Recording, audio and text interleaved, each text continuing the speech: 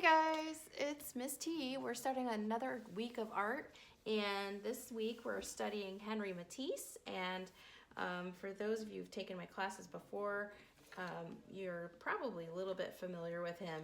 Anyway, he does a lot of paper cutouts and painted papers. So we're going to do that this week, and this is just a quick lesson on painted paper. I love painted paper process. It's just so much fun, and you can use your resources at home to make all kinds of different textures on your paper. William and I are going to show a couple. Right now he's using a baggie and washable markers. I think you could probably use any kind of a marker. But the purpose of this is to transfer color onto your paper in as many different ways as you can to create cool textured paper. So let's say I want to make that Mediterranean green where's the lid? Color, seafoam green. I'm using that phthalo green. What does phthalo mean? It's just the color? Color, yeah. And I'm mixing it with white. You don't have any orange on this paper. Just reminds me of the beach. And I'm double loading my paint, and I'm going back and forth on the paper. Wow, I like that. Like we saw in the video, okay? His assistants, and he did this. Okay. Double loading. Mom, can I have another paper so I can, because I think this is good for this paper. You can choose to really blend your colors on your paper, or you can do just a quick application of paint. So this is like a dry brush technique where you can see the strokes, okay? I think it creates a really pretty texture. Some people like to really blend their colors well, and that is awesome. That is okay. So however you want your cutout to look, you do you, right? Yep. You do you. Where's the towel so I can dry off my brush? Just go like that. Pretty dry-ish. So he asked me about his towel that he could use to dry his brush off. Miss T does proper painting etiquette in class. And you should still practice that, kids, when you're at home, because it'll make your parents' cleanup sessions a bit easier if you're using paint. So when I'm washing my brush, right, after each color change, so my paint wells don't get muddied, I take my brush and I clean it in my water like this, and Dry it then off on the sponge. I would I'd move over to my sponge once I got the paint out, and I'd do this crisscross applesauce or X pattern on my sponge, and that gets most of the water off, so then you don't have a paintbrush that's like waterlogged. And then you can go in and you can choose another color to paint on your paper. So I'm still going with this green, although I just added some blue, and that's okay too. And that blue that I added was like an ultramarine color. This paper, like the paper that you're doing, kind of looks all blue. Yeah. And I'm changing the direction of my brush strokes a little bit. Again, this is an added texture. I don't know, play with your brushes, play with your materials, see what you like. Be creative. Try blending, you know. Blending is kind of tricky, because blending, you need a little bit of water. Kind of like this. Now try to blend that together. So blending, you'll need to dip your brush into your water a bit and kind of see how it starts to smooth the color together. With acrylics, it's pretty easy to do that. Wait, am I using acrylics? You are using acrylic paint, yeah. So let's do that over here.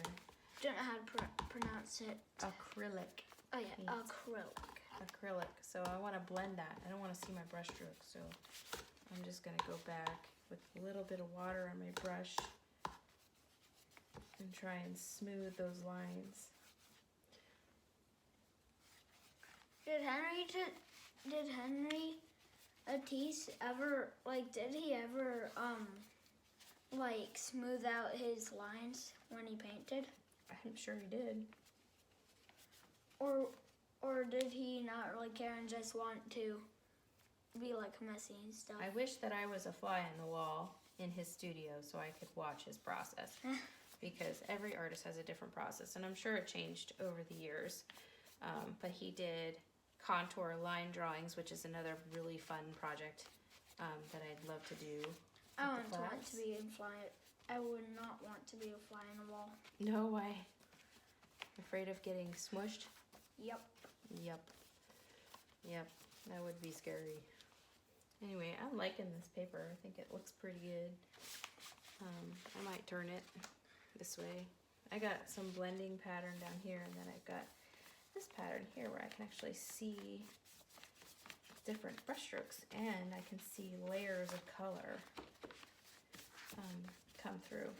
I think a lot of the paintings that I do for myself, I actually start my background this way, and I just get myself loosened up. This helps me loosen up when I'm trying to paint or do something. Starting my background with a nice color and see where it goes, how I'm feeling when I'm painting something. But that'll be the basis for my painting, usually this process.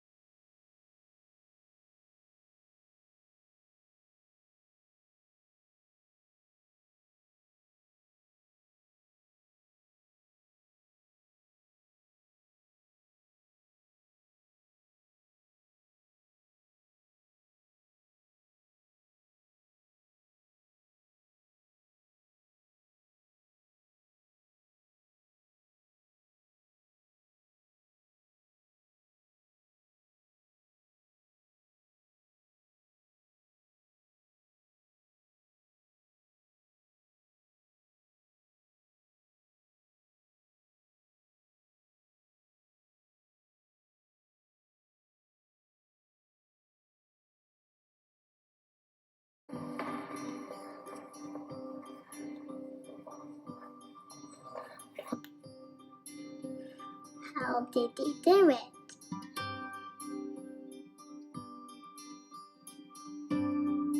When I was looking at the parakeet and the mermaid, it felt like I was in that world. You expect them to use paintbrushes and pencils to do art, but then paper is a bit different. It looks like, look, if you look really closely, it doesn't look like paper.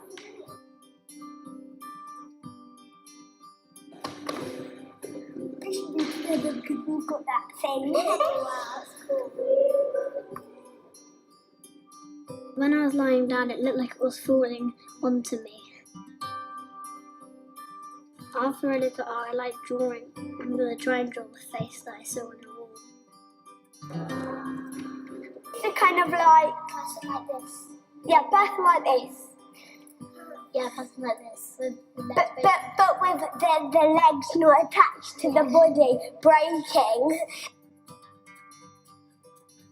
I thought that even if it doesn't look like something that you say it is, it can still be in your head what it is. It can still be art.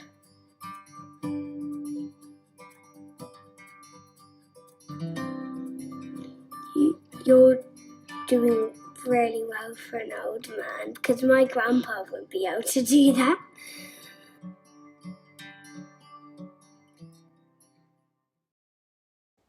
This is a couple examples of what we're going for. So just like Matisse, we're taking our painted papers that we just made, like Will's painted paper here. Got cutouts galore. here's mine that I did. That was the marker and the water. And this is the sponge technique. I stuck them on top of each other and they stuck together. But that was the sponging. And this was my mess mat from class. This was some textured paper, that extra textured papers that we had in class. So here's all of my papers. Also, if you don't want to paint paper, you hate paint, you don't want the mess, you can also get some cardstock, just colored cardstock, or like scrapbooking paper. I have all kinds of paper, and they sell all kinds of paper at Walmart. But these are all just some neat, different papers that you can buy at the store and cut. Have fun cutting. Okay, so this next part of our lesson is the organic shape drawing, and it's really fun. I would encourage the kids, if they want to practice drawing some shapes on paper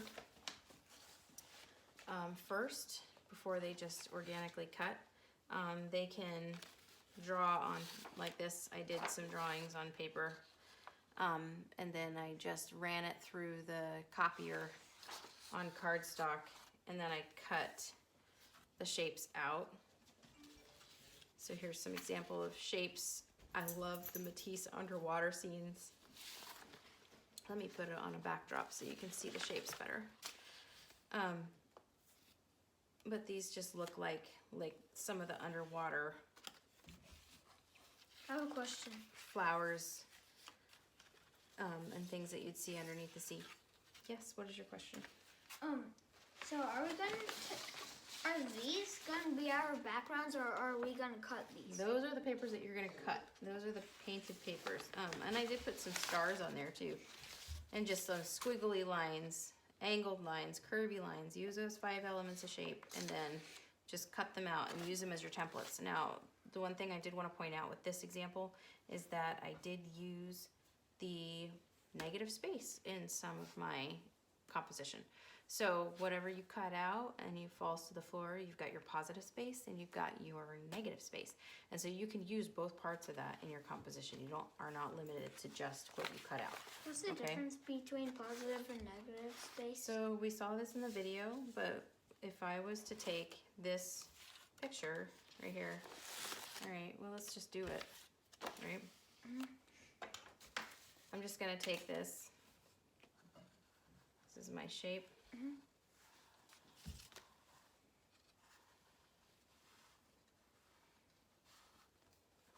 just gonna trace it. So now remember, Matisse didn't even use tracing. He just cut, okay? Do you have my scissors?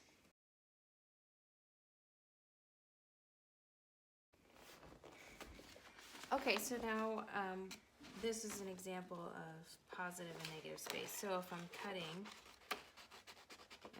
and watch my cuttings.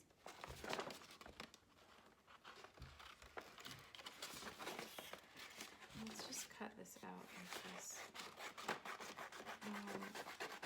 Matisse was the master cutter. So when he was older, he'd have his assistants around to help him move the paper, so he could easily have one fluid cutting movement, right? So he would have them do this part, right? Move the paper around and he would cut his shape. And would everybody else pin the papers on the wall? Yeah, for him? Yep. They would pin the papers on the wall. He'd tell them how to do it and how he wanted it, and they would pin it for him. Now, in class, I might tell the kids to bubble cut. Is that where you just cut like a circle? Yeah, you'd cut a circle, but if you bubble cut this, then you wouldn't get the positive and negative space. You wouldn't get the negative space to use in your composition if you wanted to. So that's why I cut a square, like a frame around it. So that way you could use the negative space in the composition if you wanted. So I'm almost done cutting this. All right, so this is an example of my positive space right here, this red piece.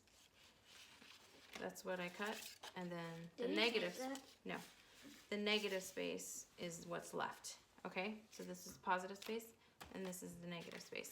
Now, I made a lot of different templates. Parents, you can do the same thing. You can let them make their own templates, but this is huge, and it could be super cool if you've got big canvas, or if you've got even like a big piece of cardboard and you wanted to make a giant Matisse, you know, motif. That would be awesome, you know, make these giant leaves, or sea fans, you know, and arrange them. Another good exercise, I'll let you answer that question in just a second, would be spiral cutting, okay? Spiral cutting is kind of challenging, you know, especially for little kids, so this would be a really good exercise for cutting, okay? And it's fun. I love the way spiral cutting comes out. So remember, I'm not moving my right hand or my cutting hand when cutting so much. Spiral cutting's challenging. Look, I'm gonna go around now. This is the tricky part, because you can cut through that paper really easy. But if you use your super cutting skills, careful cutting skills, you can cut that spiral. You have to change the way the paper is too. You'll have to move your paper around. That's where his assistants came in, right? I don't have an assistant right now. So William, quick, what is the, I just cut out my spiral. What is the positive space and what is the negative space? Positive, negative. Great, okay. So I now have two shapes, and I have this really pretty piece of paper too that I found in my paper bin. Kind of like it. I might cut something out of here. But what I'd like you all to do is to make your shapes. They're just organic shapes. Use the 5 elements of shape. My angles, my curves. You can even make straight lines.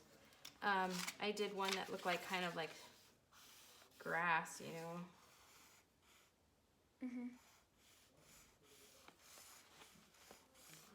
You know, and you can line it on. Find your inspiration. It doesn't have to be undersea either. Matisse did a lot of undersea stuff, but doesn't mean you have to. The whole point is to start cutting shapes that you like. This is a great exercise in cutting, parents. Then once you get your shapes cut out on your painted papers, then you can start composing them on your background, okay? So I'm gonna get us to work. William, get your paper choices out. Where are my scissors? And your scissors, and we're gonna start cutting.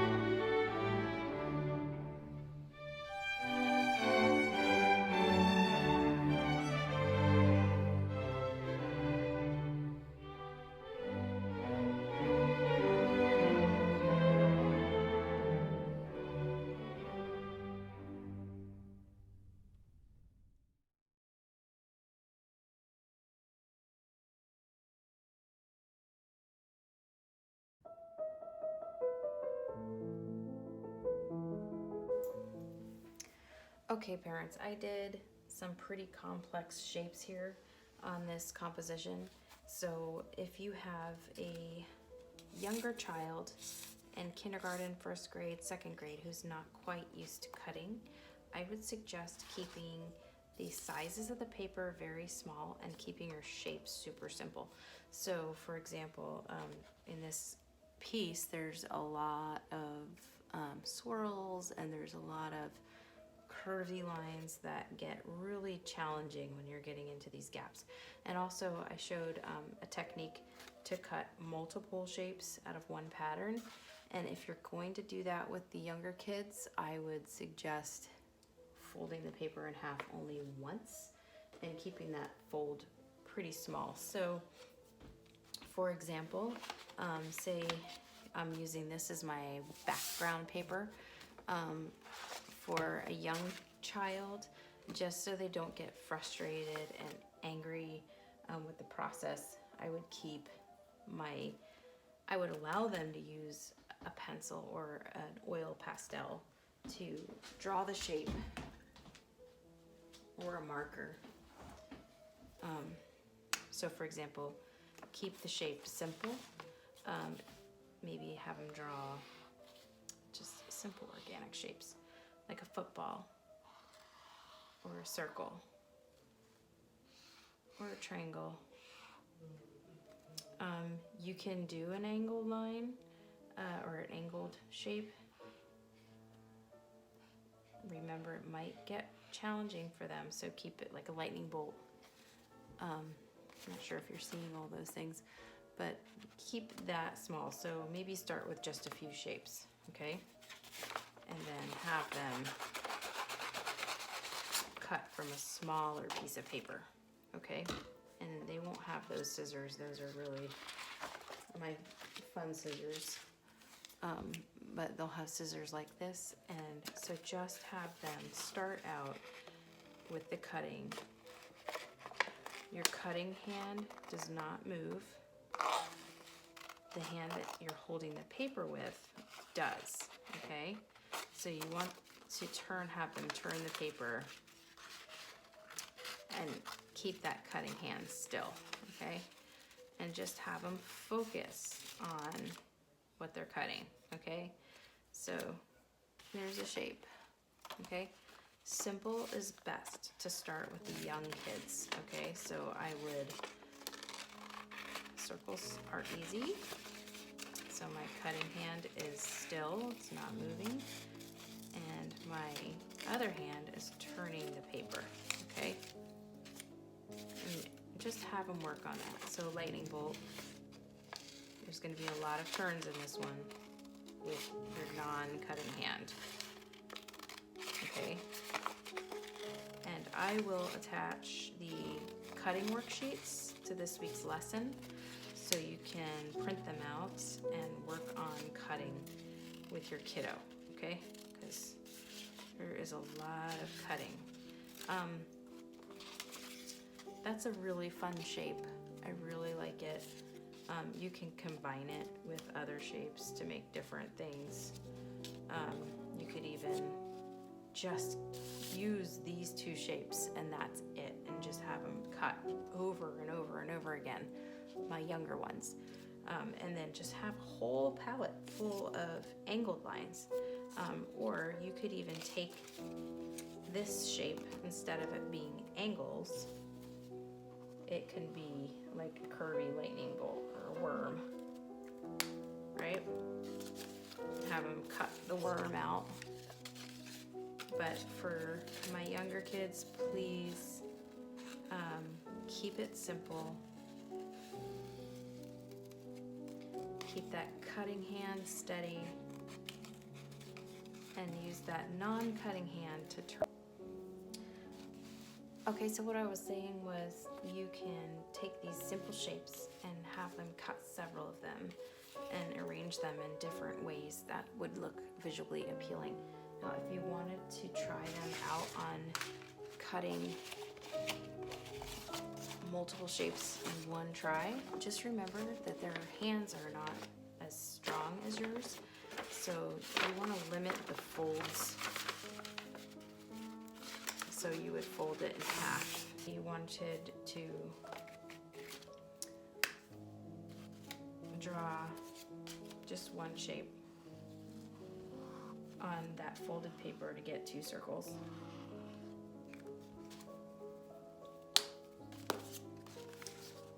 Limit the angles and limit the folds, because they're just not going to be as strong as you think. They might get discouraged if you fold it too many times and it's too hard for them to cut through. So just keep that in mind. But this is a good thing, a good way to have cut multiple shapes at one time. So you can try that with them as well. That's for my younger kids, okay? And then also when you're thinking about composition, think about your background and your foreground, okay? So my background is blue and I'm using hot and cold colors together so that pops or contrast and emphasis, okay? So in my picture that I did here, I think these 2 colors look visually appealing and they're warm and cool.